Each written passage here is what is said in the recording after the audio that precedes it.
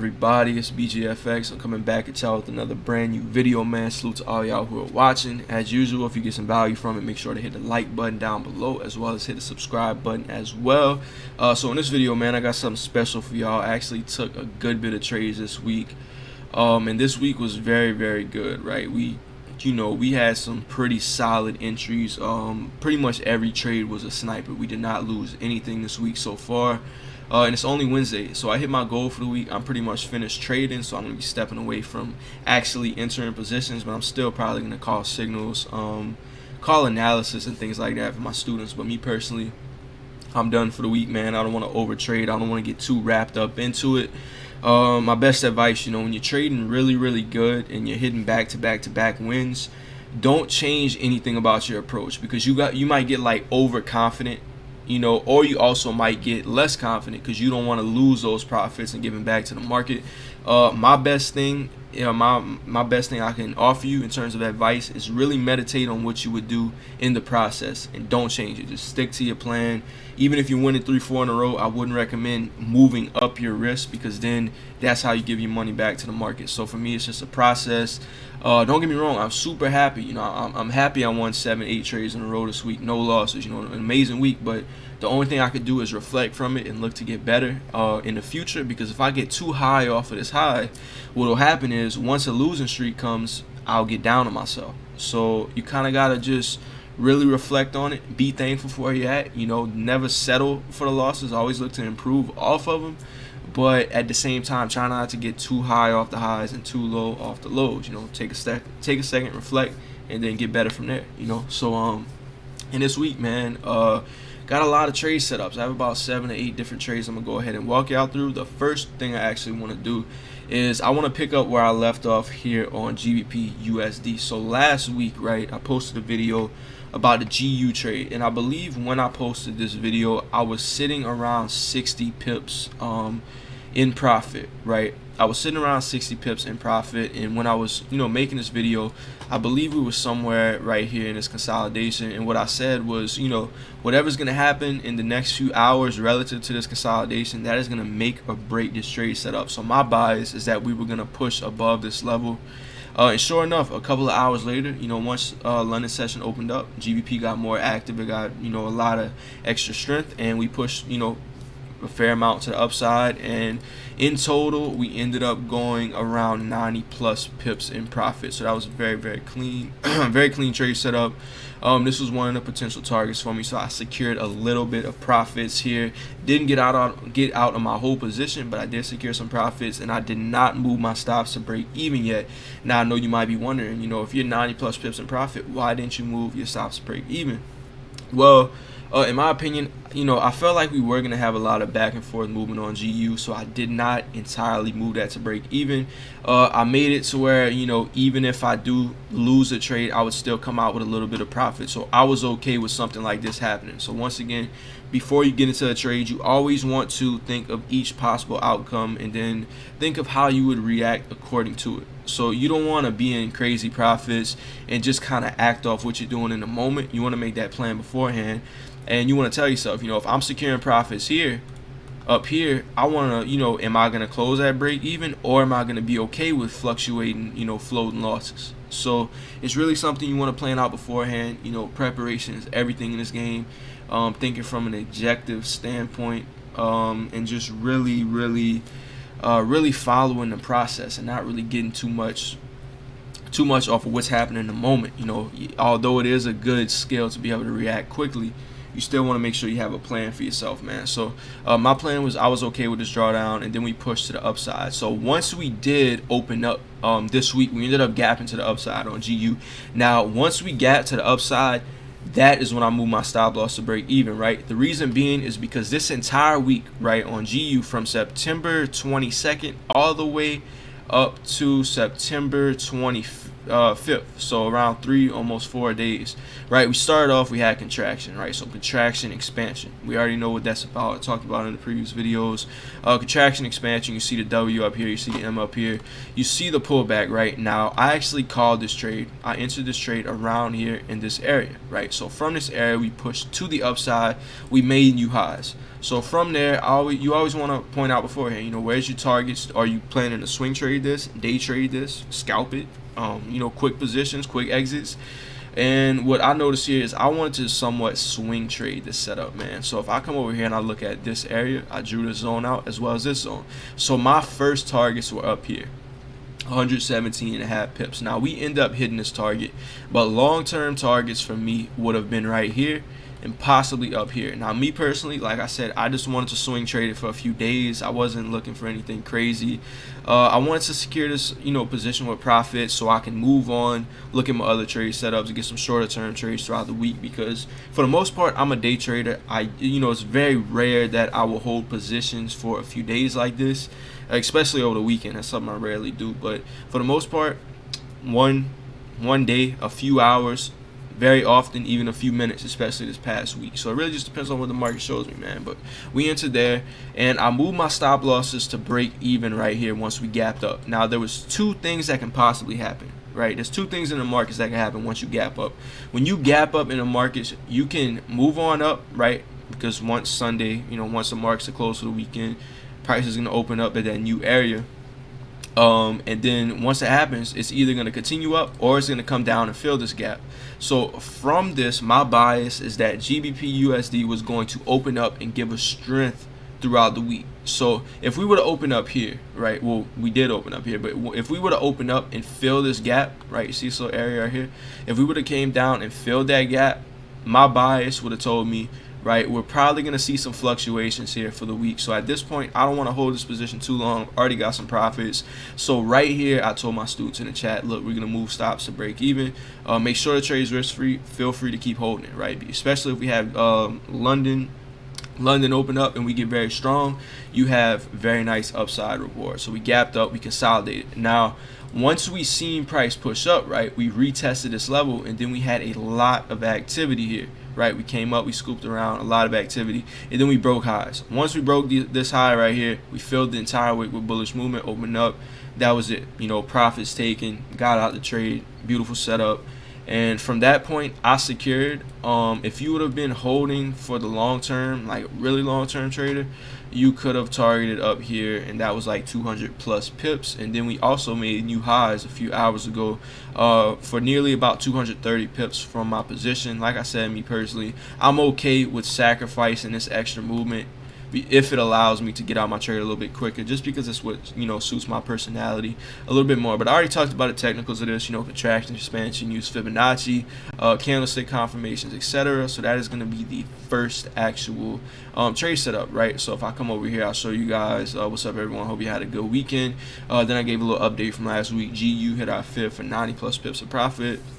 If you are still in GU, I'd recommend securing some profits and moving stop losses to break even. If GU has bullish strength this week, you'll be looking at great upside reward. But once again, make sure you make this trade risk free, right? If you're a swing trader, feel free to hold this with me. Now, I said make this trade risk free, but this is not where we were, right? I posted a screenshot, and that was a screenshot from last week just to update everyone and tell them, look, we were 90 plus pips in profit.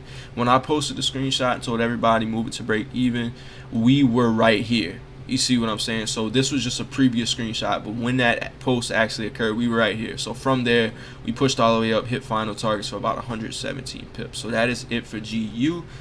And then the next trade, right, let's go ahead and see what we have next. We have GBP JPY longs, man. So let's go ahead and look at GJ. This is a fairly clean trade setup as well. We had 13 pips of risk for about 57 pips of potential reward, and this was a 1 to 4 plus trade. So like I said, I like to use percentage based risk. If you're risking around 2%, you can expect around 8% returns on this trade. And yeah, man, this was also a very clean setup, right? So if we're looking at GU, a lot of GBP activity this week, a lot of strength on it. So if we look at this pair, right, we have been slowly creeping to the upside, making higher highs, but it isn't a market that's like boom, like really trending up. It's more of just kind of like a small ace in the channel. Now once that occurs, right, we have to think that there are going to be a lot of buyers in the market. You know, most people are going to go long, especially when making higher highs like this, but this is the 5-minute time frame. So we extend to the upside. We have an extension up here for about 180 pips. So from this area, right, from this area, what I went ahead and I did was I took Fibonacci from the low to the high.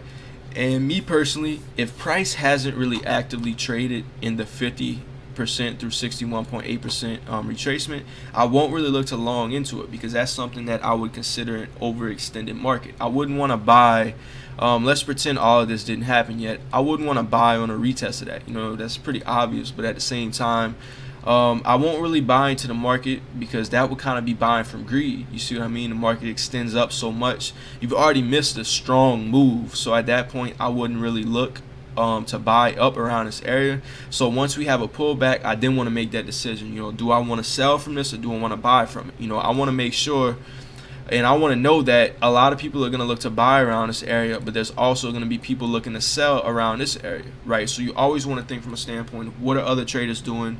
I don't want to think like, you know, ABC 1, 2, 3 type of thing where the market's going to move so easily and everyone's going to profit. You know, you always want to think strategically with it.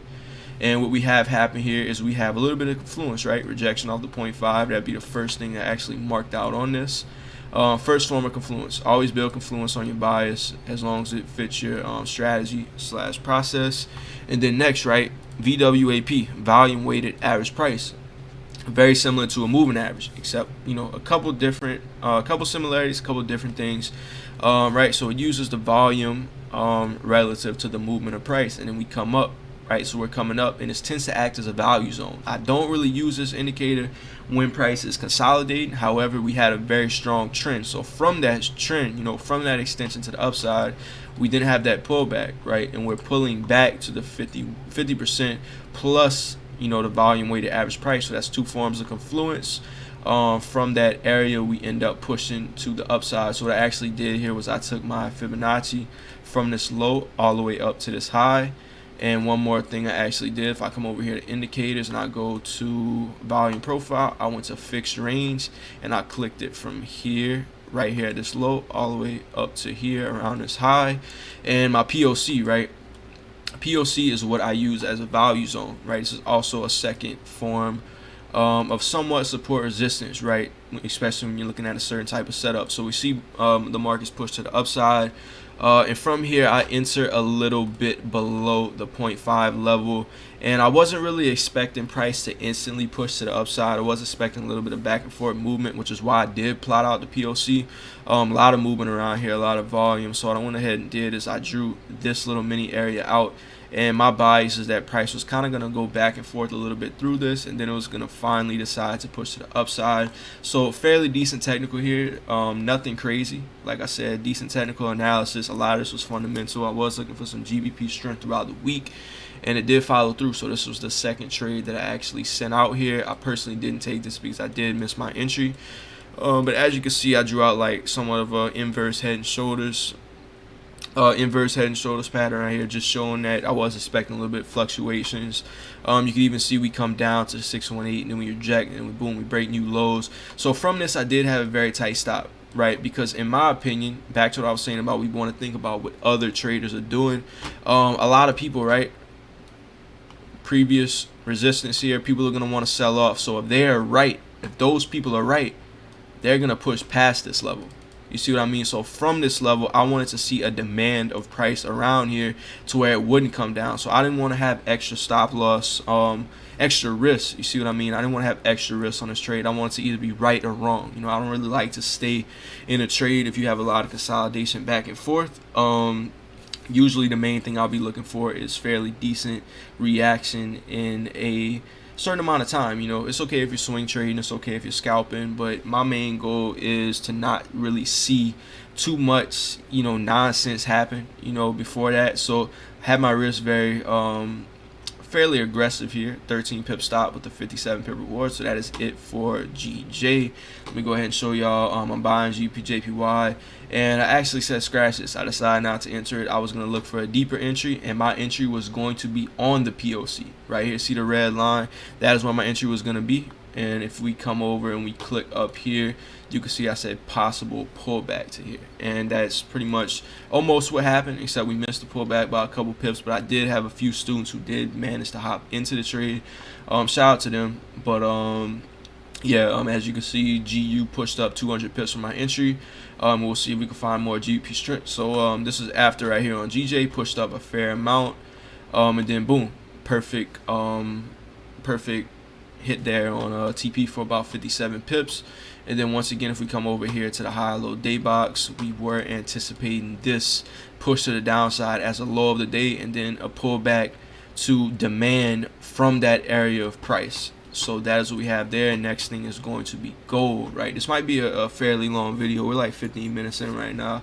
But next was gold, right? I marked up gold here, and I had gold marked up, and I realized that my stop loss on this pair was fairly aggressive, especially for a pair like gold, because if you trade gold, you know that this is literally the king of stop hunts, right? You know that gold will move very quick. It's very volatile. It's a metal.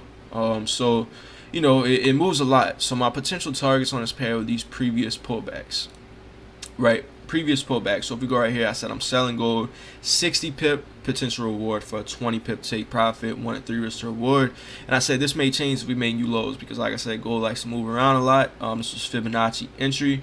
Trade was active. Now usually this would actually go ahead and it would have stopped us out. However, I did decide to adjust my stops to a more conservative area, and we moved stop losses up a little bit above that previous high of the day. Now the reason being is because if we come up here and we go to like the 1 hour time frame, right? If we go to the 1 hour time frame, we reset this chart. We can see that we are right around that 1899 area, and it was kind of, you know, it was fairly possible we pushed up to 1900 before coming back down. So I did want to give this trade a little bit of breathing room, but as you guys can see, this was a fairly clean trade right here, and this was around 33 pips of risk for 60 pips of reward. Risk to reward was a little bit less, but like I said, it's good to be adaptable. But make sure you're making calculated decisions. You don't want to like really, you know, break your whole entire trading plan just to save yourself from getting stopped out. This was just more of me realizing, all right, the average daily range of gold is fairly high. I don't want to get caught up in this. I did know that one possible thing that could have happened is this double top occurring, but a little bit above this would have gave me a little more breathing room. And this is one reason I like to risk very low on my trades relative to my account size, because I could make the decision, you see what I mean, while I'm in the trade, if it's calculated. You know, you never want to make decisions based off of emotions, but you could make them off of experience and intuition, you know, off of your past experiences. So that's what we have there on gold. Let's see what we have next here. And as you guys can see, we started pushing to the downside and we were melting. And then TP1 was hit for 33 pips. And then aside from that, we pretty much hit a few take profits. And then we pushed down a little bit more for about 150 plus pips. So like I said previously, like if you're a swing trader, if you like hold positions long and you can hold onto these positions, I'm a day trader. I like to be in and out. But 150 plus pips totally. And if you would have held through, that could have been like a 1 to 4 risk to reward ratio. Me personally, I closed around there. These were like 3 potential targets off those previous pullbacks. Also could have targeted, you know, as you went along and maybe just trailing stopped it, right? When in profit, trailing stop it. So that's what we have there. Next is going to be NZD JPY, which is super clean. This is a 1 minute time frame scout. So when we're looking at this trade setup, right, we can go ahead and come over here. NZD JPY 1 minute time frame idea, semi-aggressive. Reason it's aggressive because we were selling in the midst of upside movement. You see what I mean? So we were pushing to the upside. Once again, the factor of an overextended market, understanding when markets like to switch, take that off switch and decide, okay, I'm not going to move up anymore. I'm going to reverse and take out this liquidity, because once again, we got to look at what we've done in the past. You see consolidation, major push to the upside, consolidation, major push up, come back down, right? So instead of breaking and retesting back to the upside, we broke and retested and consolidated and really spiked into this, and we took out that liquidity, right? What's liquidity?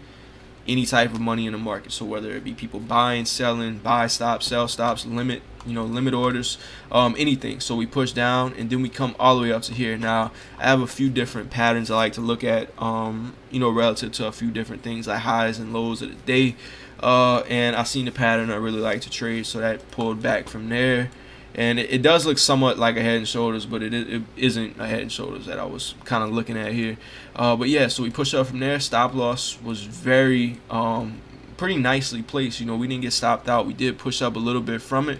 And then from there, this was only a 3 pip risk for a 11 pip potential reward. And then you can come right here before and then after right away. And if you would have decided to hold this, you want to be a swing trader, you want to be a long-term trader, you can hold it all the way down to there, and that could have been like a 1 to 15. Now you don't know it's going to go down that far, but like I said, winning profit, trailing stop it, you could have potentially targeted somewhere around this area, and that would have been like a 1 to 13 risk to reward. Super tight stop losses. I'm telling you, man, once you understand the process of the way liquidity is exchanged and the way the market works, how money is exchanged back and forth, from the bias of retail traders, how psychology, greed, fear, how all of this moves the markets, you will see it completely different. So 3 pip stop loss, potential 45 pip reward. I like using the Wyckoff theory. Beat the market maker, shout out to that. A few of my own actual entry patterns. But yeah, man, so that's what we have on Usd Chf. Like I said, if you would have held it, you could have been good. I personally secured this somewhere around there, right? So next is going to be USD Chf. We actually took this morning. Yeah, and this gold was crazy, man. Great day on gold. Crazy week. Let me just say that, crazy week. And then there we go, tanked 150 pips overnight, and then 1 minute time frame on USD Chf. So I had a few questions over the last few days. People ask me, do I like trading 1 minute, 5 minute, 15 minute? I like trading all of them. It just really depends what I see my setups occur on. If you're a beginner, I really recommend focusing on one time frame and really getting used to it, and then you can work your way in different avenues from there. But 1 minute time frame idea. Crazy. Once again, we faked out above this high, and the main thing is deciphering the fact, right? Once price breaks this high, is it going to continue up or is it going to reverse, right? Finding a way, finding that distinguishing factor is everything. Same thing here. See how we break below, and this is the 1 minute time frame, but once again, structure to structure. We fake out from here, fake out from here, reverse from there, and great setup. You see, great setup. If I work my way up to the higher time frame, such as the 15 minute, we can go ahead and see what that was looking like. And there we go, breaking below those lows, and then from there we're kind of moving in confluence with this moving average, so which shows us there's selling pressure. So once we come down to this low, two things can happen. We can either somehow kind of find a way to come back up and trade back to the upside, or we can break and retest. This is probably one of the most simplest things, or it gets a little more manipulated in terms of what happens. You can see like a fake out and then a push back to the upside, or you can see something like a fake out from here, fake out back up, and then continue to the downside as well. So mastering your patterns, training your eye to the things that take most traders out of the markets is everything. So that's before, that's after. Crazy lot sizes, right? But 1 pip, right? Stop loss was literally 1 pip on this. And that's one thing I like about trading the 1 minute time frame, right? One thing I like about trading the 1 minute time frame is that when it comes to this, if you understand the structure, you can catch nice movement. And I'm okay with short-term movements. I'm okay with winning my trade and moving on to the next. Some people might like that 32 pip move, and when you look at it, that's a 1 to 32 risk to reward. So percentage-based risk, you're going to be using a very, very big lot size. Don't get me wrong. If you have a 1 pip stop loss, but it's doable. It's doable. It just takes time. Like I said, building an approach that works for you. And that could have been risking 2%. That could have been like a 64% gain. And the thing is, if you want to grow your account, you want to compound your account over the long term, you don't even need a trade like this very often. But once you kind of get good at the method that I like to teach, you'll realize that it happens all the time. It's just all about finding it and training your eyes. And not only your eyes. And I know a lot of people say, keep your emotions out of trade like a robot. That's something I used to say a lot. But the more I trade, the more I realize that intuition comes into it. And there's a big difference between intuition and just trading emotionally out of fear, trading out of fear, thinking irrationally. But when you trade based off of intuition from past experiences of you blowing accounts, or you being, getting messed over by the markets, it builds a sense that isn't teachable. It's not teachable at all. If you're spending so much time back testing, that'll give you the upper hand for sure. So I got my dogs barking right now. I don't know if y'all hear that. But next is going to be USD Chf. So USD Chf was the 1 minute time frame as well. This was a trade that I actually didn't go ahead and post in the alert run because it happened so quickly. But it's a fairly decent trade setup, right? So this was a double bottom / W formation. We rejected twice, and my stop loss was right here around 5 pips. So there was two things that were going to happen here when it comes to trading this actual setup. We were either going to see rejection come up into breaking new highs right off of the W, or the second possibility is that we were going to go ahead and see a fake out below, a spring. For anyone familiar with the Wyckoff theory, we were going to push up, then we're going to have some type of a pullback, and then a push up to there. You see what I mean? From this little somewhat downside movement, right? And then aside from that, of course, you could just be wrong as a whole and it just goes wrong on you. But once again, that's what we risk, put our risk on the line, calculating it for potential reward. So me personally, I hopped out around 15 pips. If I wanted to, I could have held through it. This is another trade I posted on my Instagram. I believe I recorded this not live, but I recorded and posted it before the trade actually played out. And I decided not to hold all the way up to 23 pips. Like I said, I decided to hop out right here.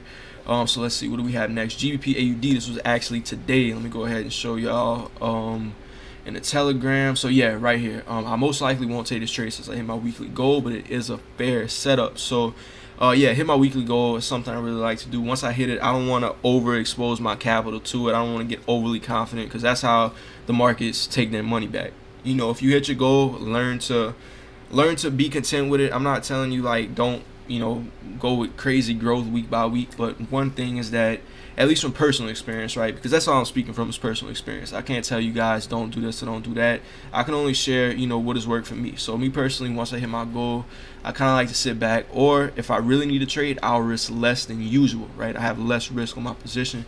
But this was beforehand. So W formation, right? W formation. Kind of a Wyckoff scenario here, and then we have that come back down to here. So what I did actually was I went ahead, and this is the 1 minute time frame. The last couple of days I've been messing with the 1 minute, and it's been fairly nice. So we make this low, we come up, we make a new high. So what I did was I drew zones out of both of these, and what we have here is that price breaks below the zone, it comes down to here, and we have a very strong move to the upside. So what I did was I looked at this previous pivot of price, and we pushed up from here. We had our formation, and we come back down. So what I did was I took my Fibonacci retracement. I did not include the wicks on this one. I brought it from the low of the body up to the high of this bullish body of the candle, and then we pull back. So my entry, right, my entry should have been this 618. Unfortunately, I did miss my entry. That's one thing about trading on the 1 minute. I missed my entry on this, but what I actually did here was I went ahead and I posted anyway, and I said, look, if we get a pullback to 618 again, you might be able to go long on it. Potentially you could have like a double bottom here, but there's multiple things that can happen when you have a double bottom, because once again, you're building up liquidity, because you have to think everybody sees what you're seeing. So many other traders are looking at the same exact thing as you, and they're thinking the same thing. So you want to think a little bit differently, not in terms of doing the opposite thing as them every single time, but more of you just saying, okay, how can I kind of look at this and react accordingly to what might happen. So we're building up liquidity. So one thing I would think that would happen here is if we were going to come down to the 618, we could have came, pushed up, came down and done something like this before coming back up, or if the trade was wrong, it's just going to go right through. So it's either going to happen or it isn't. Always be prepared, take the calculated risk. And it turns out we didn't push up, so this was kind of like a mini demand area. We didn't come back down to the 618. We ended up missing the entry by literally half a pip, and then we pushed all the way up to the upside, and the exit was perfect right here at the negative 618 up here. And then if you wanted to hold it for the long term, you could have targeted up to there, and if we bring this here, that would have been a 1-2-4 risk to reward trade setup. Fairly aggressive. Stop loss was only a 9.9 pips of risk. One thing I did want to kind of point out is that when we're looking at GA on the 1 minute time frame, we were consolidating here. So something I always like to be mindful of is when we're consolidating the market for an extended period of time, as in 3, 4, 5 touches, you want to be careful buying on it, because everybody's buying on it. If there's not enough sellers providing liquidity around here, where are the buyers going to get their money from? So you want to be prepared. That's why I like to identify when things like that potentially happen. And then we missed that entry by like half a pip, but I'll show y'all. 1:17 p.m. posted this. Like I said, most likely wouldn't take it. I didn't take it, but it was a beautiful trade nonetheless. Regardless of the time frame, right? Because you could always risk accordingly to what type of position you're getting yourself into. But that's what we have there, right? Trade completed very quick, and this week, man, was crazy. You can see 100% transparency. I don't hide anything. Right there, another take profit hit on gold, September 28th to 30th, and just amazing week, man. Looking forward to what happens next. Just figured I'd hop on here and kind of give y'all a little weekly recap, right? So that's pretty much it, man. Hope y'all enjoyed this video. If you did get some value from it, make sure to hit that like button. It's been your boy BGFX, man. Hope you have a great rest of y'all day. I'm out. Salute.